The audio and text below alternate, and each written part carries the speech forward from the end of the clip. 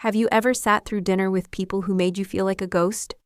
Not because they didn't love you, but because they only ever saw who they thought you were supposed to be. My name is Naomi Sloane, and for most of my life, I was the daughter who left. Not the one who followed the blueprint, not the golden child. Just the one who slipped through the cracks while my brother Travis rose like the stock prices my father liked to track. I left home 5 years ago. I never planned to come back. Until now. Back then, I chose something no one in my family respected: service. I accepted a full scholarship with the Reserve Officer Training Corps and joined the U.S. Army Cyber Command. I still remember the exact words my father said when I told him, "Naomi, the military isn't for people with options." He said it with a voice so certain, so dismissive, it stunned me into silence. I had options. I just didn't choose his. He wanted corner offices and quarterly reports. I wanted something that felt real, something that mattered beyond spreadsheets. Growing up, our house in suburban Chicago had rules, spoken and unspoken.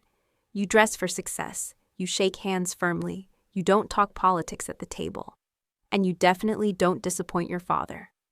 I followed those rules until the moment I realized they were designed for someone else's life. Travis wore them like a tailored suit. I wore them like a costume that never quite fit. So I left. I packed my things, returned my father's investment brochures, and walked into a future no one in that house wanted for me. It's strange how long 5 years can feel. I've been deployed, led teams, and made decisions that affected national security. I've watched the sun rise over foreign deserts and set behind computer screens stacked with classified data. I've earned medals, commanded missions, and carried both fear and pride in equal measure. But the strangest thing of all, none of that changed the way my mother still asks, "So are you still moving around a lot with the Army?" As if I've been running, not rising. As if I'm lost, not leading. Tomorrow morning, I'll walk into the boardroom of Raymond Defense Systems as the Pentagon liaison for a high-stakes military contract. What no one in that room knows, not the executives, not my brother Travis, who just got promoted, and certainly not my father, is that I have final approval authority on the entire project. The irony, they built this company on defense contracts. And now I'm the defense. But tonight I'm having dinner at home at the table, where I was once told I was wasting my potential. Let them talk, let them boast. Tomorrow everything changes. As I sat in the driveway earlier, staring at the porch light flickering against our chipped welcome mat, I realized something. The house hadn't changed. The hedges were still overgrown. The air still smelled like Mom's roast beef and lavender candles. But I had changed. I wasn't the girl they ignored. I wasn't the one with no direction. I was a full colonel in the United States Army, 30 years old Cyber Command operations lead, and the final gatekeeper to the biggest deal this company had ever hoped to win. They didn't know it yet, but they would. And maybe that's why I came home, not for vengeance, not for applause, but for closure. There's a kind of power in letting the silence say what you no longer need to explain. Tonight I'll sit at their table again. I'll smile, I'll nod. I won't interrupt. Because when they call me Colonel Sloane tomorrow in a room full of people who once doubted me, I won't need to say a word. The truth will already be in the room. The porch light cast a soft golden glow over the front door, the same one I used to rush through after high school practice, still sticky with summer sweat. I stood there a moment longer than necessary, not because I didn't know how to open a door, but because I knew what waited behind it. It wasn't anger or cruelty. It was that quiet, familiar ache of being invisible, of having your presence acknowledged, but your purpose dismissed. I rang the doorbell anyway out of habit. "It's open," my mother called from the kitchen. Of course it was. It always was, just not in the way I needed. Stepping into the house felt like walking into a museum of my brother's milestones. The hallway walls were lined with framed moments. Travis in his cap and gown, Travis cutting the ribbon at his tech office, Travis with his 2 boys in matching sweaters. I smiled without meaning it. The only picture of me was tucked near the stairs, a faded softball photo from middle school. No commissioning portrait. No newspaper clipping from my first award in cyber ops. It's not that they meant to erase me. They just couldn't celebrate what they didn't understand. Dinner was the same recipe. It had always been Mom's roast beef, mashed potatoes, that iceberg lettuce salad no one ever really liked, but we kept pretending to. We all took our assigned seats without needing cards. Travis at the head, Dad to his right, Mom between them, and me somewhere to the side, just out of the spotlight but still close enough to smile politely when they talked about quarterly earnings and performance bonuses. Travis had just been promoted again. Everyone clapped. I sipped water and stayed quiet. It wasn't my stage, not yet. My mom asked if I was still moving around a lot. My dad, eyes still on his plate, asked if I was still a captain. Travis chuckled. Can't be easy following orders all day with no real strategy. I didn't correct them. Not then. What would be the point? The more I explained my work, the more they nodded blankly and changed the subject. I wasn't offended anymore. I'd learned that some people are only fluent in a language they helped write. To them, I was a footnote in someone else's story. But that's the thing about footnotes, they often hold the truth. Looking around that table, it hit me this house wasn't where I lost myself. It was where I learned how to survive unnoticed, how to carry strength quietly. I used to think coming back would be about proving something, but maybe the lesson was simpler. Sometimes the people closest to you won't see you clearly until they're forced to sit in a room where everyone else already does. And that moment was just one sunrise away. Tomorrow I wouldn't need to ask for their attention. It would arrive on its own. All I had to do was show up. I woke before the sun. Old habit, I guess. In the military, we call it 0500 hours. But in my childhood bedroom, with the faded quilt my grandmother stitched, and the ceiling I used to count stars on it, just felt early. I sat on the edge of the bed and reached for my suitcase. Inside, folded with care, was my midnight blue service uniform. Silver buttons, polished insignia ribbons that told stories without words. I held the collar in my hands for a moment longer. This wasn't just fabric. It was my resume, my reputation, my reminder that I belonged. Every part of the uniform had a memory stitched in.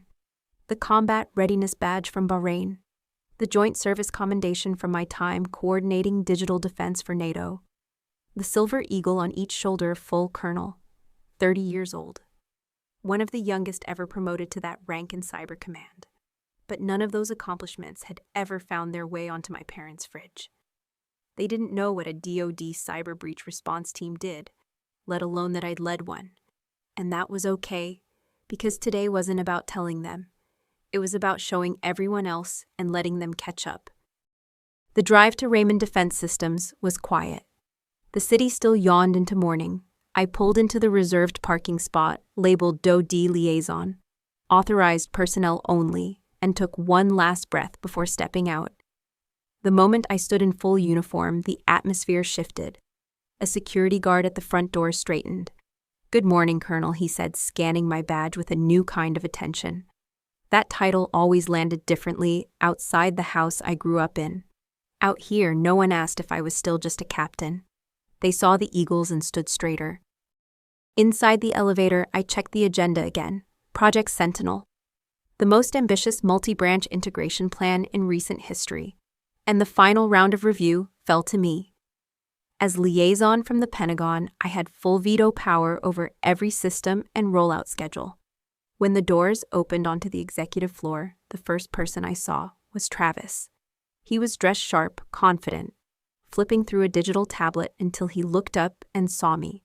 He blinked like he'd seen a ghost.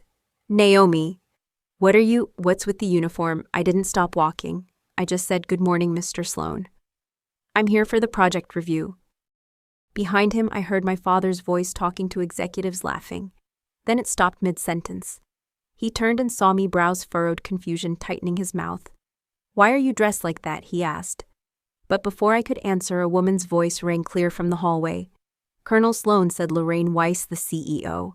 "I didn't realize you'd be attending in person. What a welcome surprise." And just like that, the room belonged to me. The uniform had spoken before I ever needed to. The next step was simple: walk into the boardroom and take my seat at the head of the table. The boardroom smelled faintly of polished wood and fresh coffee, neutral, sterile, expensive. I'd seen rooms like this before, filled with suits, acronyms, and assumptions. But today I wasn't here as someone's daughter. I was here as Colonel Naomi Sloane, Pentagon Liaison for Project Sentinel. My name was already printed on a placard beside Lorraine Weiss's. That small piece of plastic said everything I needed it to. As the executives filtered in, most glanced at me with curiosity. A few paused when they noticed the insignia on my uniform. One even did a double take before quickly fixing his posture.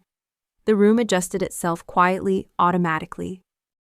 Lorraine began with brief remarks, then she turned to me.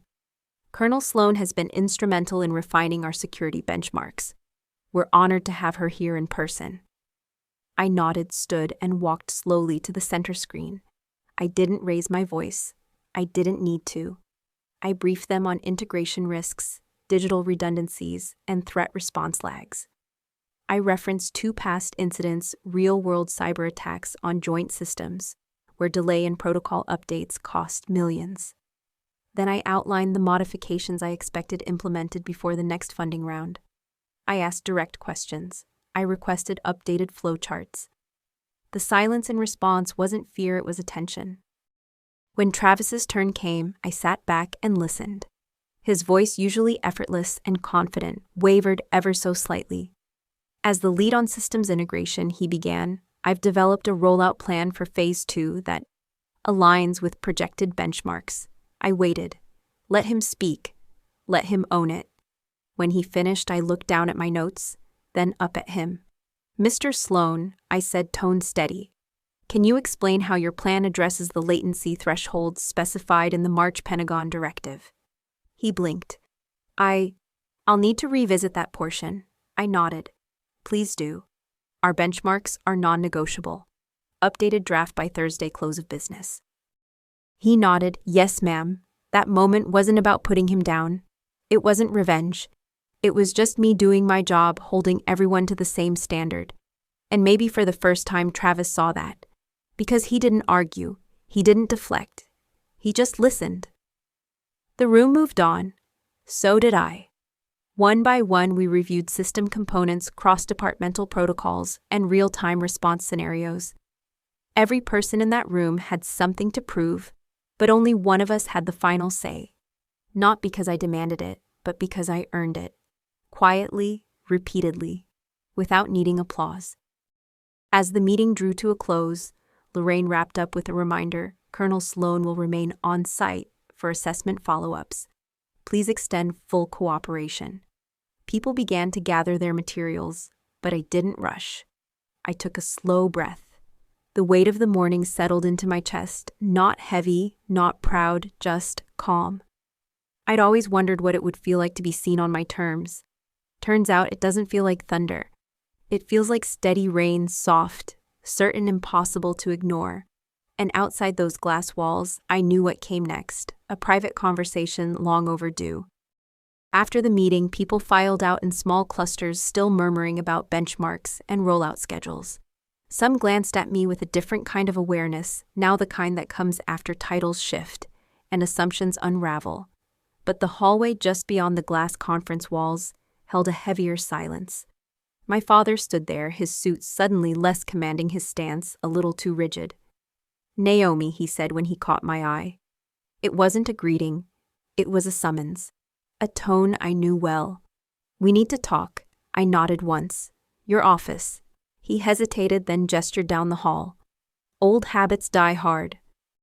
Inside, the air was heavier. My mother sat stiffly in a visitor's chair, purse clutched tight in her lap like a shield. Travis stood by the window, arms crossed, jaw set, no longer the center of attention, but still trying to hold the edge. I didn't sit. I stood at ease, hands behind my back. Not defensive, not deferential, just grounded. My father finally spoke. You've been a colonel for how long? I answered plainly. 6 months. He repeated it like an echo. 6 months. And you didn't tell us? I met his eyes. I did. I sent invitations to my promotion ceremony, left voicemails. No one replied. He opened his mouth, but my mother was quicker. We didn't know what it meant, she said softly. Colonel, that sounds high, but we didn't understand. Her voice wasn't cruel. It was confused, maybe even remorseful. Why didn't you explain? I breathed in slowly. Because I stopped trying to justify my worth. Every time I called, the first question was about Travis, or the company, or what I planned to do after I got the military out of my system. You never asked about me unless it was to suggest I quit. My voice didn't shake, not anymore. It was tired but clear. Travis unfolded his arms. We thought you were stuck, he admitted. Base to base, never settling down. It didn't look like progress. I turned toward him. Last night you laughed. Said people in the military just follow orders. But you never once asked what I do. Not once. He looked down. For the first time, he didn't have a ready response. My mother reached into her purse, then stopped. I don't know what to say, she whispered. We should have been there for your commissioning, your graduation, all of it. I thought you were pushing us away. No, I said gently. I just stopped hoping you'd show up. The silence that followed wasn't hostile. It was dense with things we'd never said, with assumptions finally breaking. My father cleared his throat. So what do you want now? Recognition, a public apology? I shook my head. No. I want what I've always deserved. Respect. For my work, for my decisions. For not failing just because I didn't follow your blueprint. That landed differently. Even Travis seemed to soften. You were fair in the meeting, he said, quieter now. You didn't embarrass me. I wasn't there to, I replied. I was doing my job. And for the first time, I think they believed me. That night back at my parents' house, I found myself standing in the hallway again, tracing the same line of family photos I had walked past 100 times before. There was Travis at his college graduation, grinning beneath a crimson cap. Travis at his wedding, lifting his bride's veil in front of a cathedral. Travis again holding his firstborn like a trophy. I searched the wall like I might have missed something, but no. My commissioning portrait wasn't there. Neither was the framed article about my cybersecurity unit intercepting the largest coordinated malware attack of the fiscal year. My wall space had stayed empty. I climbed the stairs slowly, not with sadness, but with understanding. In this house, only certain achievements were framed, the kind that made sense to them. That's the thing about recognition. It's rarely about what you've done. It's about whether others understand the value of what you've done. My family didn't speak my language binary risk assessment chain of command. They spoke quarterly earnings, merger reports, software milestones. So to them, my citations were like foreign poetry, possibly impressive but hard to translate. And so, like anything misunderstood, they had quietly been tucked away, not out of malice, out of ignorance. I opened the door to my childhood bedroom and sat again on the edge of that same twin bed. The quilt was faded now, its once bright stitching dull from sunlight and time. The bookshelf still held my honor roll certificates, a dusty high school basketball trophy, and a plaque I'd won for a college business plan I never followed through on. Nothing here reflected who I had become, only who I used to be before I chose a path they never saw coming. It was like I had been frozen in the moment I told the military, and everything afterward had stopped mattering. The truth is, I used to crave that wall space. I used to imagine one day they'd call and ask for a copy of my promotion photo, that they'd want to understand my world, ask about the soldiers I mentored, the crises I helped diffuse from behind screens most people would never see. But somewhere along the way, I stopped waiting for that call. And it was freeing. Because your story doesn't need to hang in someone else's hallway to be valid. Your victories aren't diminished because someone close to you couldn't see them. They're still yours, fully and completely. Downstairs, I heard my mom setting the table for breakfast. Her voice floated up soft and familiar, and this time, she wasn't talking about Travis. Naomi, honey, she called. Do you still like your eggs over hard? I smiled. Maybe this was the beginning. Not a fix, not a full shift, but a crack in the ice. Sometimes recognition doesn't begin with applause. It starts with the smallest gesture. And I knew tomorrow I'd return to my world again, my apartment, my command, my pace. But for now, I'd sit at that breakfast table, and maybe let them try. Most people never hear about the missions that don't make headlines. They don't see the near misses, the 3-minute windows that save systems from collapse, or the way silence in a server room can mean everything went right. But for me, one operation changed everything. It was 18 months ago, a foreign actor had breached two critical civilian infrastructure nodes. One was a water purification plant in Nevada. The other was a substation feeding power to 3 military bases. The hackers left no ransom, no note, just a silent escalating shutdown that would have triggered cascading blackouts. My team had minutes. We didn't get a second chance. I was leading the night shift at Fort Meade. We'd been running drills all week, but this was real. I remember staring at my screen, watching packet data flood in, trying to isolate the origin server. It felt like defusing a bomb using only a pair of gloves and a heartbeat. I directed 2 analysts to shut off external comms, while I coordinated a firewall patch from inside the breach. Every second felt like a breath underwater. But by Odo 417, we had rerouted, isolated, and contained. No civilian ever knew. No news outlet ran a story. But we'd kept the lights on for everyone. That night, I didn't feel like a hero. I felt tired. My palms were sweaty under latex gloves, and I remember pulling my hair back with a pencil because I didn't have time to look for a tie. When my commanding officer walked in with a coffee and said, "That was textbook, Colonel," I didn't smile. I just nodded. Because that's what service is. It's not about the medal. It's about the mission. It's about showing up even when no one knows you were there. That mission taught me something I carry every day. Competence is quiet, but it echoes long after the room clears. I never told my parents about that operation, not because I wanted to hide it, but because I knew they wouldn't understand the language. If I'd said I intercepted a potential infrastructure collapse across 2 states, my father might have nodded and said, "That's nice. How long will you stay in the military before doing something real?" It used to hurt, but now it just feels distant, like an echo from someone else's life. I don't need them to understand every technical line of code I've written. I just need to remember why I wrote it: to protect, to serve, and to lead. The next morning, I packed my uniform back into its garment bag. My mother had made coffee. My father lingered near the door longer than usual. As I left, I didn't expect a send-off, but I felt something shift, a pause, a glance, a word unsaid, but maybe thought. I was returning to DC, to my command, to the next mission. But this time, I wasn't carrying the weight of being misunderstood. I was carrying the memory of that mission and the quiet certainty of knowing exactly who I was becoming. 6 weeks passed before I heard from Travis. It came as a short email, 3 lines. "No subject. I implemented the changes you suggested. They worked. Just thought you should know." I stared at it for a full minute before replying. "Glad to hear it. Let me know if your team needs clarification." It wasn't a warm exchange, but it was a beginning.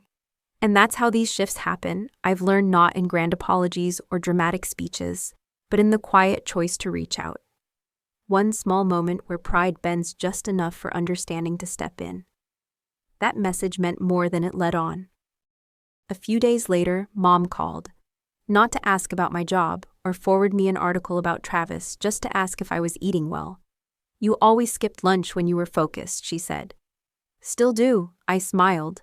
"Sometimes." She laughed softly. "Maybe I'll send you some of those granola bars you liked." It was a strange gesture, small, even silly, but it was thoughtful. It said, "I'm trying." I didn't need her to suddenly become fluent in acronyms or defense systems. I just needed her to see me, even in small ways. And this time she was looking. The real surprise came the following month. I was scheduled to speak on a panel about cybersecurity leadership at Georgetown. I hadn't told my family. But as I scanned the room before taking the stage, I saw 2 familiar faces near the back. My parents seated quietly, hands folded in their laps. They didn't wave. They didn't interrupt. They just listened. Every word, every example. And afterward, they waited patiently until I'd finished shaking hands and answering questions. My mother hugged me first. "You were brilliant," she whispered. My father followed with a quieter, "You were impressive." He meant it. I could feel it. That afternoon, we had lunch at a small cafe near the university. It wasn't filled with confessions. No one dug into old wounds or unpacked years of silence. But the conversation was easier, lighter. They asked questions, not always the right ones, but sincere ones. Dad asked how my team was structured. Mom wanted to know where I traveled next. I answered honestly, gently. And when I reached for the check, Dad placed his hand over mine. "Let me," he said. "You've done enough heavy lifting." That might have been the kindest thing he'd ever said. And for once, I let him pay. The shift wasn't seismic. It didn't change everything, but it was enough to change something. That's how it goes in families, I think. Reconciliation isn't a destination, it's a series of open doors. And now, some of those doors were no longer locked. As I watched them walk back to the rental car, I didn't feel like a stranger. I felt like a daughter, one who hadn't been forgotten, just misunderstood. And I knew the next time they visited, it wouldn't be out of obligation. It would be out of choice. That alone made all the difference in the world. By spring, the cherry blossoms outside my DC apartment had begun to bloom. Soft pink petals dotted the sidewalk like confetti.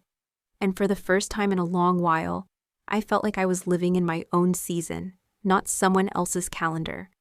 I'd finally finished arranging my new apartment the way I wanted it, minimal, sunlit calm. A few medals on the bookshelf. A framed mission commendation tucked between cyber journals. Not because I needed to prove anything, but because I was proud. I wasn't curating it for guests. I was curating it for myself. A space where I didn't need to be explained. When I invited my family over for dinner, it was the first time they'd ever seen where I lived. My father arrived first, holding a rolled-up copy of Defense Weekly. "Figured you'd want this," he said awkwardly. It was the issue featuring Project Sentinel, with a photo of me standing beside General Brooks. I've had it framed in my office for a while now. He added, his eyes not quite meeting mine. I took it gently, heart softer than expected. "Thanks, Dad," I said. "That means something." He nodded, and it did. Not everything, but something. And that was enough. Mom arrived next with a homemade pie. "Still your favorite, right?" she asked, smoothing her blouse like she used to when nervous. "It is," I smiled. She glanced around the apartment. "It's very organized. I don't know how you keep it like this." I almost replied, "military habit." But instead I said, "It helps me think." She nodded like she understood. Maybe she did. Travis came last with his wife, bringing an expensive bottle of wine and a strange kind of ease I hadn't expected. "No presentation decks tonight," he joked. "I promise." And for the first time in a long while, I laughed. Over dinner, the conversation was easy. No one asked what rank I was now. No one made comments about getting out or moving on. We talked about my niece's soccer team, about my mom's garden, about the cafe Travis and his wife liked near their office. And when I cleared the dishes, Dad walked over to the bookshelf. He paused at the cyber defense citation awarded for stopping a coordinated attack that could have crippled 2 federal networks. He didn't ask for details. He just read the plaque, then looked at me. "I remember reading about this one," he said softly. "Didn't realize that was you." I nodded. It was. He didn't respond with surprise or praise, just a quiet, thoughtful silence. And honestly, I preferred it that way. It wasn't about proving anything anymore. It was about presence, about reclaiming my story on my own terms. Not the version written in family lore, but the one I lived with grit, with grace, and with no need for permission. And later that night, as we passed around coffee and pie, I realized something deeply healing. I wasn't standing in their world trying to belong. They were standing in mine this time, willingly. The dishes were cleared, the candles burning low. Soft laughter lingered like music notes that hadn't quite faded. My family sat around my table, the same people who once misunderstood me now, leaning into my world without forcing it to shrink. Dad raised his glass. To Colonel Naomi Sloane, he said quietly, "Who proved that your worth isn't found in following someone else's path, but in walking your own." It wasn't dramatic. It wasn't a redemption speech. But it was real. A moment of quiet acknowledgement that wrapped around years of silence and made something whole again. And this time, I let myself feel it. I looked around the room, the framed citation on the shelf, the pie on the counter, the photo of me in uniform that Dad had carefully returned to its rightful frame. They weren't just items anymore. They were symbols of growth, of grace, of a family learning how to see each other again. Not through expectations or job titles, but through effort, through choice. I used to believe the victory would be in hearing them say, "We were wrong." But it wasn't. The real victory was discovering that I never needed their approval to be enough. I already was. From being the overlooked daughter at the dinner table, to the woman commanding the boardroom, from the girl whose achievements went unseen, to the leader whose silence spoke volumes. This journey wasn't about revenge. It was about clarity. And it wasn't about changing who I was. It was about becoming more of who I'd always been. If you've ever felt dismissed for choosing a different road, if you've ever had to succeed in silence, waiting for the world to catch up, or if you've ever sat in a room full of people and felt entirely unseen, then this story is for you. Because the truth is, you don't need to shout to be heard. You don't need permission to be valuable.